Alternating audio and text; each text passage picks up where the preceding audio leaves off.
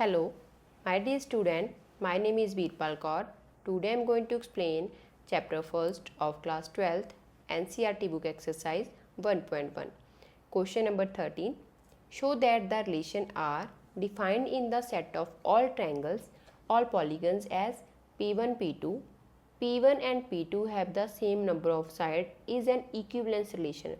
सबसे पहले जहाँ तक का पार्ट हम सॉल्व करेंगे, हमें जहाँ पे रिलेशन डिफाइंड है सेट ऑफ ऑल पॉलीगन्स, सारे पॉलीगन का सेट है और रिलेशन डिफाइंड है P1 और P2 का।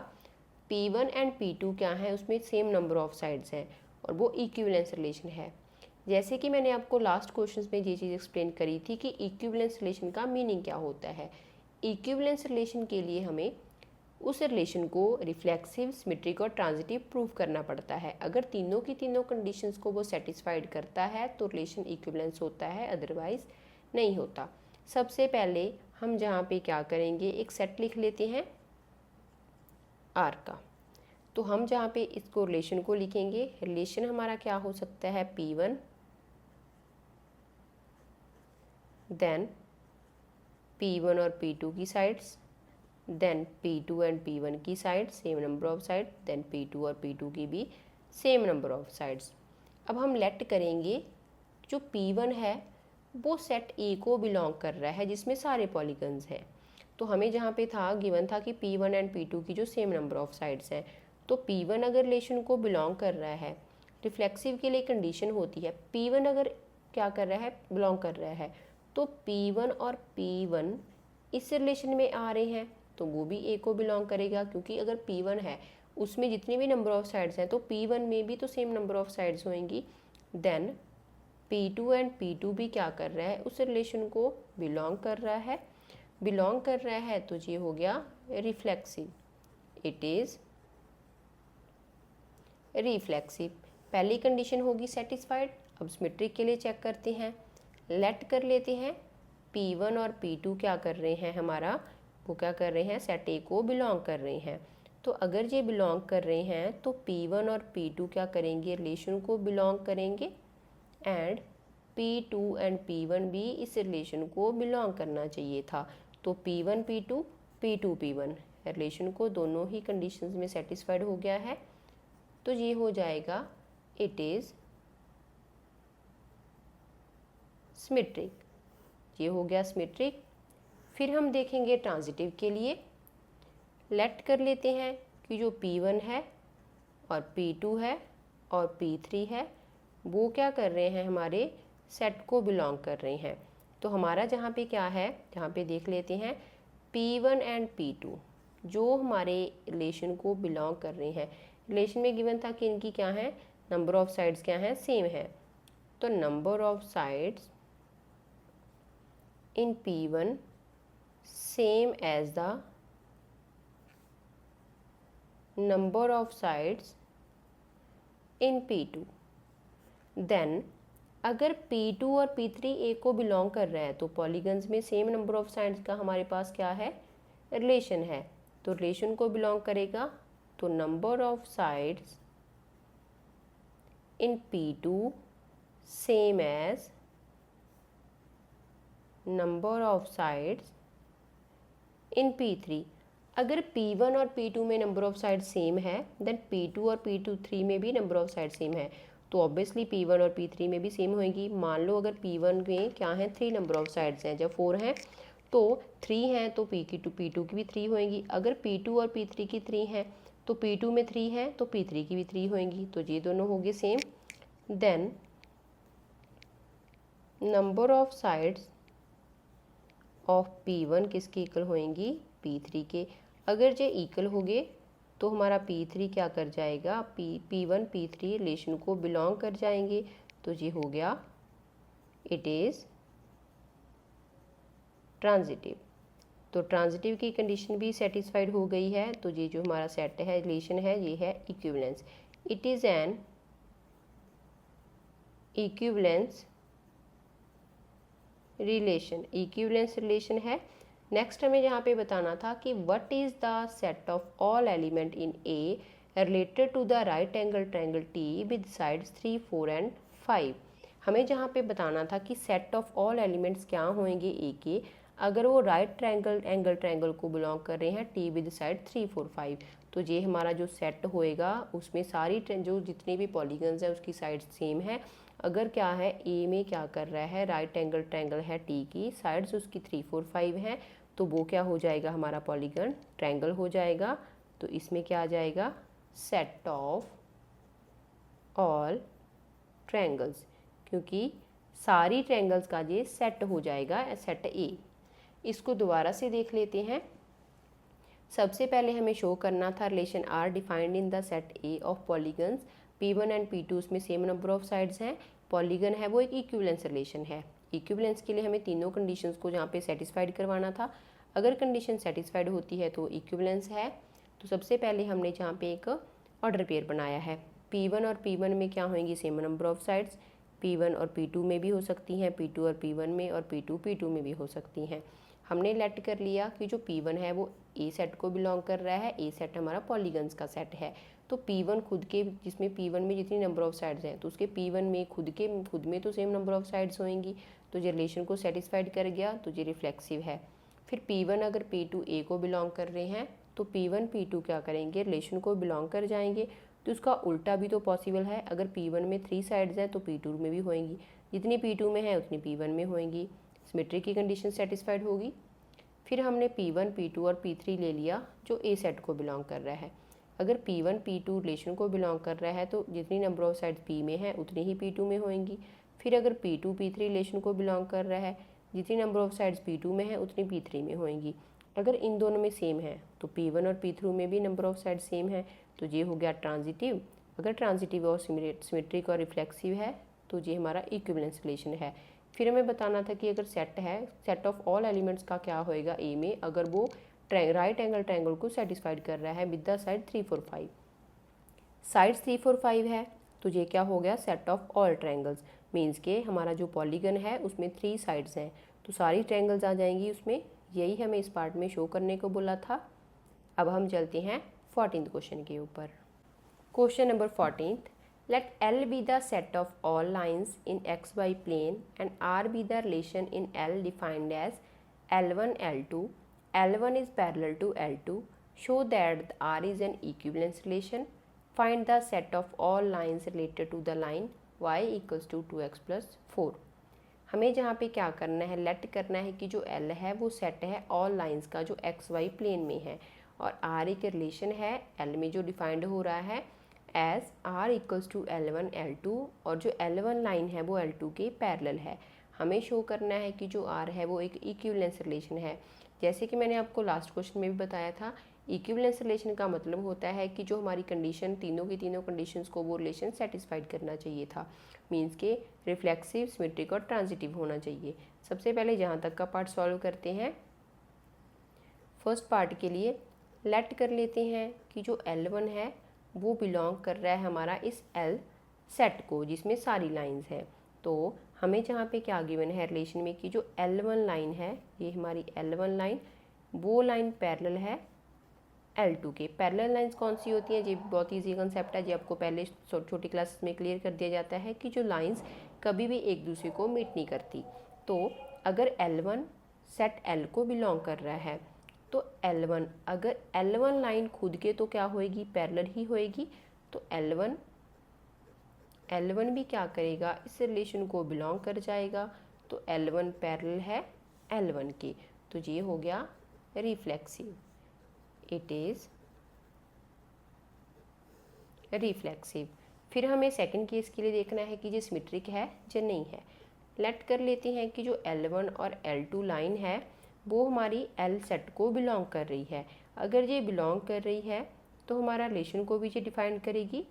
L1 लाइन L1 और L2 रिलेशन को बिलोंग कर रही हैं, तो L1 क्या होएगी, पैरेलल L2 के, तो L1 लाइन L2 के पैरेलल है। सिमेट्रिक में क्या कंडीशन होती है, अगर L1 L2 के पैरेलल है तो L2 भी L1 के पैरेलल होनी चाहिए। तो ये तो नॉर्मल सी कंडीशन है जो हमें यहाँ पे दिख रही है कि जो L1 अगर L2 के पैरेलल है तो L2 भी तो L1 के पैरेलल होएगी। तो जहाँ पे लिख सकते हैं L2 और L1 भी रिलेशन को बिलोंग कर रहे हैं, तो L2 क्या हो जाएगी, पैरेलल है L1 के, तो हमारा जहाँ पे क्या हो जाएगा,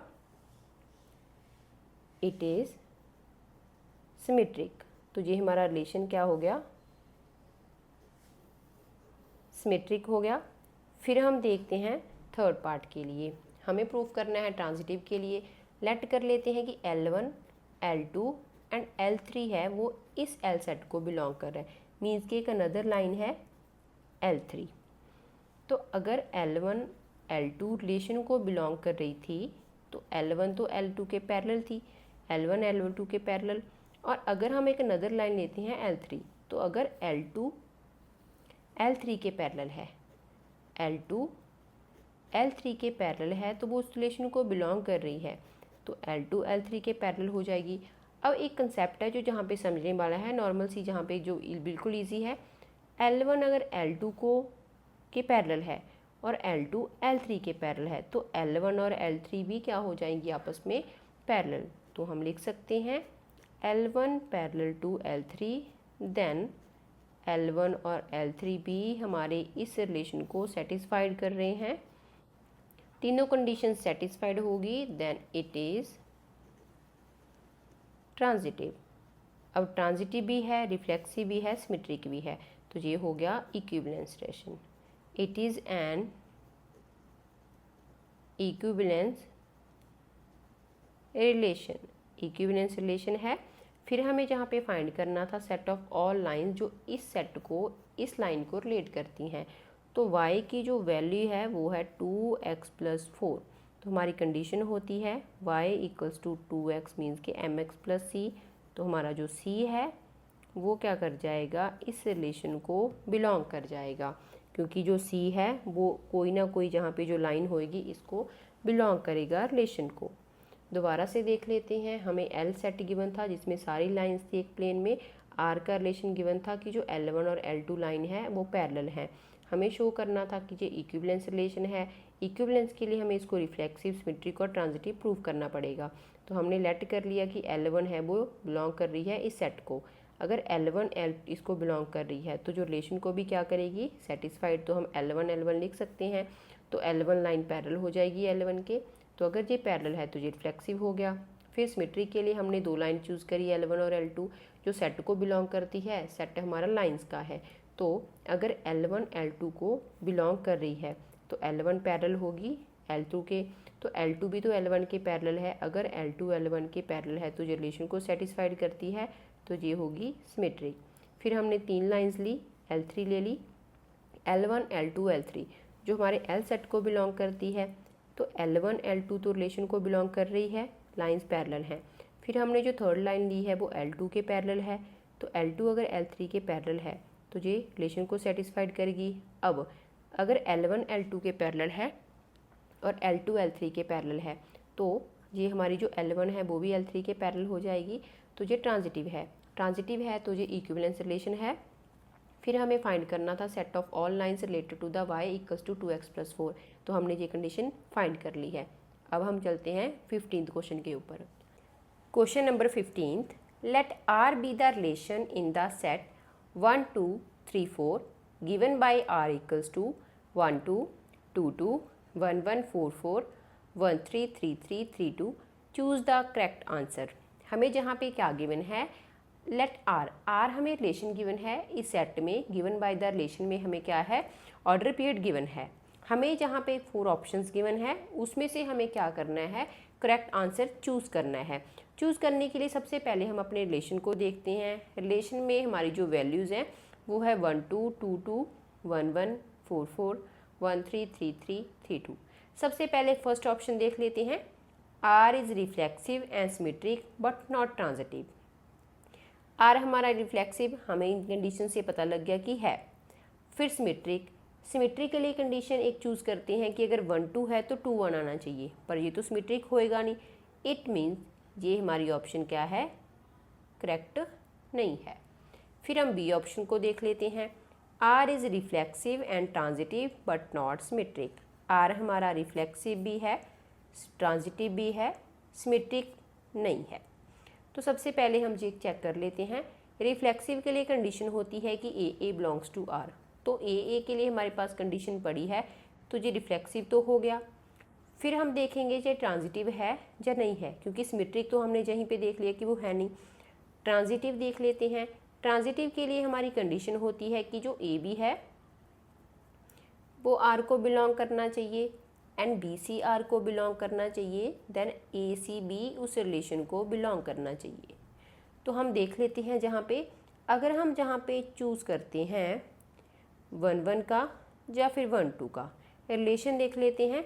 अगर जहाँ पे 1-2 वाला रिलेशन क्या है सेटिस्फाइड कर रहा है या 1-3 वाला, तो सबसे पहले हम इसी को लिख लेते हैं कि ए बी बिलोंग कर रहा है रिलेशन को, देन हमारा बी सी भी क्या कर रहा है रिलेशन को, या फिर ये वाला पार्ट लेके देख लेते हैं कि जो बी सी है वो रिलेशन को बिलोंग कर रहा है, देन हमारा 1-3 क्या हो जाएगा इस रिलेशन को बिलोंग करना चाहिए, तो वो कर रहा है, इट मीन्स ये ट्रांजिटिव है। इसको दोबारा से देख लेते हैं। अगर हम जहाँ पे ऑप्शन चूज़ करते हैं कि हमारा 1-2 रिलेशन को बिलोंग कर रहा है, 1-2 अगर रिलेशन को बिलोंग करेगा तो हम उसके बाद देख लेते हैं कि हमारा जो 2 वाला रिलेशन, तो जो हमारा 2-2 है वो भी इस रिलेशन को बिलोंग कर रहा है, तो हमारा 1-2 भी आना चाहिए, वो ऑलरेडी ही रिलेशन को बिलोंग कर रहा है, तो ये कंडीशन ट्रांजिटिव होगी, सिमेट्रिक नहीं है। तो जो हमारी जहाँ पे करेक्ट ऑप्शन आ गई बी। बाकी के ऑप्शंस को देखने की ज़रूरत नहीं है, क्योंकि जो हमने पहले ही देख लिया सिमेट्रिक तो ये होएगा नहीं। इक्विवेलेंस जो रिलेशन होता है उसमें मैंने आपको पहले भी बताया है कि इक्विवेलेंस रिलेशन के लिए रिफ्लेक्सिव भी होना चाहिए, रिफ्लेक्सिव, सिमेट्रिक और ट्रांजिटिव होना चाहिए, पर ये तो जहाँ पे क्या है सिर्फ रिफ्लेक्सिव और ट्रांजिटिव है, सिमेट्रिक नहीं है, तो ये ऑप्शन भी इनकरेक्ट है। इसको दोबारा से देख लेते हैं। हमारे पास जहाँ पे रिलेशन गिवन था, एक सेट गिवन था 1 2 3 4 और रिलेशन गिवन था, हमें जहाँ पे बताना था कि इनमें से करेक्ट ऑप्शन कौन सी है। पहले वाली ऑप्शन में हमारे पास रिफ्लेक्सिव बोला गया था कि ये रिफ्लेक्सिव है, सिमेट्रिक है। रिफ्लेक्सिव की कंडीशन को ये सेटिस्फाइड कर रहा है, बट सिमेट्रिक की कंडीशन को सेटिस्फाइड नहीं कर रहा, तो ये हमारी ऑप्शन इनकरेक्ट है। फिर हमने सेकंड ऑप्शन को देखा। सेकंड ऑप्शन में हमारे पास क्या था कि ये रिफ्लेक्सिव है, रिफ्लेक्सिव हमने जहाँ पे देख लिया वो था। फिर हमें बताना है कि ये ट्रांजिटिव है या नहीं है। ट्रांजिटिव के लिए आप जहाँ पे देख सकते हो, अगर 1-2 रिलेशन को बिलोंग कर रहा है, 2-2 भी रिलेशन को बिलोंग कर रहा है, तो 1-2 मीन्स के बी सी ए सी भी रिलेशन को बिलोंग करना चाहिए, तो ये हमारी इस कंडीशन को सेटिस्फाइड करता है। आप जहाँ से क्या कर सकते हो और ऑप्शंस भी देख सकते हो। सिमेट्रिक तो जहाँ पे होएगा नहीं, क्योंकि वो हमने फर्स्ट पार्ट में बता दिया था। ट्रांजिटिव के लिए हम जहाँ से और पेयर भी चूज़ कर सकते हैं। पेयर चूज़ करने के लिए हम जहाँ पे देख सकते हैं कि अगर 2-2 क्या कर रहा है रिलेशन को बिलोंग कर रहा है, या 1-1 तो जहाँ पे उसका ऑपोजिट भी करेगा। या फिर हम जहाँ पे ऑप्शन ले लेते हैं कि हमारा जो 1-3 है वो रिलेशन को बिलोंग कर रहा है, देन फिर 3-2 रिलेशन को बिलोंग कर रहा है, तो 1-2 भी हमारा रिलेशन को बिलोंग कर रहा है। सेकेंड एग्जाम्पल मैं जहाँ पे लिख देती हूँ इसकी, अगर हमारा 1-3 रिलेशन को बिलोंग कर रहा है तो हमारा जहाँ पे एंड 3-2 भी रिलेशन को बिलोंग कर रहा है, तो 1-2 रिलेशन को अगर बिलोंग करेगा तो ये ट्रांजिटिव होएगा, और 1-2 भी हमारा जहाँ पे प्रेजेंट है। तो जहाँ पे ये जो हमारा आंसर है वो आ गया B option is the correct option of this question. अब हम चलते हैं 16th क्वेश्चन के ऊपर। Question number 16th, let R be the relation in the set N given by r equals to ab and a equals to b minus 2 and b is greater than 6, choose the correct answer। हमें जहाँ पे relation given है, set है हमारा n, given उसमें है A B such that a is equals to b minus 2 और जो b की वैल्यू है वो ग्रेटर दैन 6 है। तो हम जहाँ पे क्या करेंगे, जब भी हमें चूज़ द करेक्ट आंसर वाले क्वेश्चंस को सॉल्व करना होता है तो हम ऑप्शन से ही स्टार्ट कर देते हैं। फर्स्ट ऑप्शन देखते हैं, हमारे पास है 2-4 बिलोंग्स टू आर। रिलेशन हमारा गिवन है a equals to b minus 2 का रिलेशन गिवन है। तो जहाँ पे हम देख लेते हैं, हमारे पास जहाँ पे जो a होएगा a, ये होएगा b।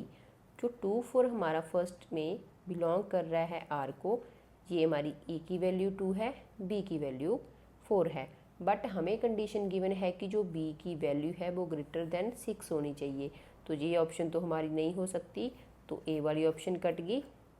बी ऑप्शन पे चलेंगे, तो बी ऑप्शन के लिए देख लेते हैं 3 और 8 रिलेशन को बिलोंग कर रहे हैं, ए की वैल्यू 3 है, बी की वैल्यू 8 है। तो मीन्स के अब वैल्यू पुट करके देख लेते हैं। सबसे पहले हमारे पास जो रिलेशन है a equals to B minus 2, तो जहाँ पे b की वैल्यू पुट कर देते हैं। b की वैल्यू हमने 8 ली है, 8 माइनस 2, तो b की वैल्यू आ गई, a की वैल्यू हमारे पास आ गई 6। तो जहाँ पे मीन्स के हमारी जहाँ पे जो वैल्यू पुट करी थी हमने 8, तो 8 वाली वैल्यू हमने जहाँ पे जब पुट करी तो a की वैल्यू क्या आ जाती है, 6 आ जाती है। तो मीन्स कि जहाँ पे ये वाला पार्ट भी इसको क्या नहीं करेगा, बिलोंग नहीं करेगा। देन हम क्या करेंगे, जहाँ पे सी वाली ऑप्शन देख लेते हैं। सी ऑप्शन में हमारे पास है 3 और 6 और 8, a की वैल्यू 6 है, b की वैल्यू 8 है। तो हम अब पहले b की वैल्यू पुट करके देखेंगे। अगर b की वैल्यू पुट करने से a की वैल्यू आती है तो वो इस रिलेशन को बिलोंग करेगा। बट जहाँ पे तो हमारी वैल्यू 6 आई थी इस वजह, बट हमारा जो a की वैल्यू वो 3 थी। अगर 3 वैल्यू आ जाती तो रिलेशन को सेटिस्फाइड करता, तो ये कंडीशन आंसर आ जाता है। अब हमारी जहाँ पे c है, c में हमारे पास दो वैल्यूज़ हैं 6 और 8। a की वैल्यू 6 आनी चाहिए, b की वैल्यू हम जहाँ पे पुट करेंगे a इक्वल्स टू b की वैल्यू हमने पुट कर दी 8, 8 माइनस 2 6, तो हमारी वैल्यू आ गई ये वाली। तो a की वैल्यू हमारी 6 आनी चाहिए थी। इट मीन्स जो c है वो हमारा करेक्ट आंसर है। यही हमें इस क्वेश्चन में फाइंड करने को बोला था, चूज़ द करेक्ट आंसर। तो इसको हमें चूज़ करने की ज़रूरत है नहीं, ये हमें वैसे जहाँ से भी पता चल गया था, क्योंकि जहाँ पे हमारी जब a की वैल्यू 6 आई है मीन्स के a की वैल्यू 6 आनी चाहिए। 6 हमारी थर्ड केस में वैल्यू आ रही थी क्योंकि दोनों में 8 8 है। तो सिंपल था बिल्कुल, b की वैल्यू पुट करनी थी, जहाँ से अगर a की वैल्यू जो गिवन है वो आ जाती तो वही हमारी करेक्ट ऑप्शन आ जाता। तो ये हमने इसको फाइंड कर लिया है, बिल्कुल इजी क्वेश्चन था। सेट ए का रिलेशन गिवन था, बी की कंडीशन गिवन थी। पहले हमने ऑप्शन से ही स्टार्ट करा, ऑप्शन से स्टार्ट करने पे पहले हमने बी की वैल्यू देखी, जहाँ पे ये तो हमारा हो नहीं सकता था क्योंकि बी की वैल्यू ग्रेटर दैन 6 है। नेक्स्ट केस में हमारी बी की वैल्यू ग्रेटर दैन 6 थी, मीन्स के 8 थी, हमने बी की वैल्यू 8 पुट कर दी। बट हमारी जो ए की वैल्यू है वो 3 नहीं आई है, तो वो 6 आ गई है। 8 में ये ऑप्शन सही नहीं है। फिर नेक्स्ट केस में हमने जब वैल्यू पुट करी, बी की वैल्यू पुट करी 8, तो ए की वैल्यू 6 आ गई। इट मीन्स सी हमारा सही आंसर है। ये हमने जहाँ से ये पता चल गया था कि हमारी ए की वैल्यू सेम आनी चाहिए, 6 आनी चाहिए, क्योंकि 8 8 यहाँ पे गिवन है। Thank you so much. अगर आपको मेरी वीडियो अच्छी लगती है तो मेरी वीडियो को लाइक और शेयर और मेरे चैनल को सब्सक्राइब ज़रूर कर देना।